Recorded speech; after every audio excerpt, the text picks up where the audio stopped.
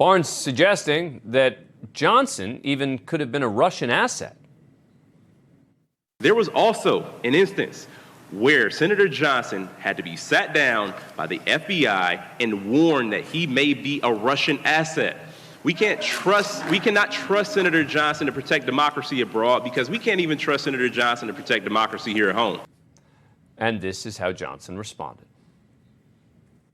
The FBI set me up with a corrupt briefing and then leaked that to smear me. I'm sorry. All right. He is referring to corruption with the FBI, which I've been trying to uncover and expose. In a particularly interesting moment, the candidates were asked to say what makes their opponent admirable. Barnes was able to meet the challenge. Johnson, not so much. You know, the senator has proven to be a family man, and I think that's admirable. That's absolutely to be respected. He speaks about his family. He's done a lot to provide for them. I absolutely respect that. Mr. Johnson. Likewise, I appreciate the fact that Lieutenant Governor Barnes had loving parents, a school teacher, father worked third shift, so he had good upbringing. I guess what puzzles me about that is with that upbringing, why is he turned against America? Why does he find the founding of America awful? Back with us, Republican Matt Gorman, former communications director of the National Republican Congressional Committee, and Democratic strategist Ameisha Cross, who worked on both of President Obama's presidential campaigns. Ameisha, why do you think that Johnson is surging in the polls the way he is?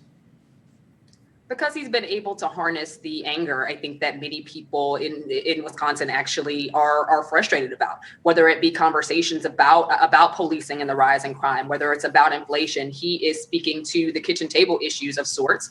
But as the election cycle closed in, it's also a recognition that as the news cycle moves and more of these acts are committed on American streets, he's speaking more to that instead of holistic, I think, Republican talking points.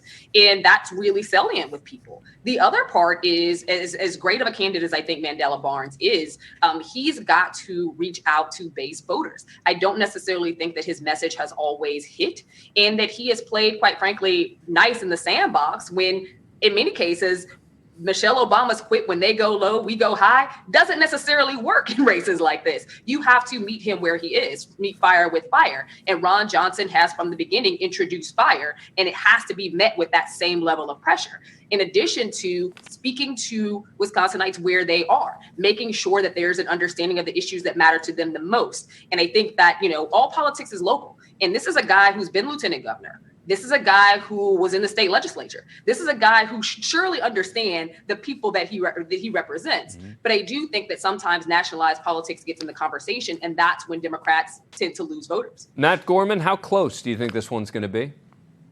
I don't think as close as, say, Arizona even, or Georgia, or some of the other ones, Pennsylvania, for instance. Really, because it comes down to crime. This was the one that's the one issue that flipped this race from, say, a 4 to 6 point lead for Barnes in the summer to about a 4 to 6 point lead for Johnson now. Now, if President Obama comes to Wisconsin, he's expected to do, we'll see if that changes a little bit. Maybe that margin shrinks. But if you talk to folks in both parties, I think they're allocating resources elsewhere, Pennsylvania and a couple other states. Republicans feel pretty good about Ron John right now. Real quickly, Ameisha, how big an impact can Obama have? And I mean literally on the votes, not how many people show up at a rally, but in terms of turning the tides.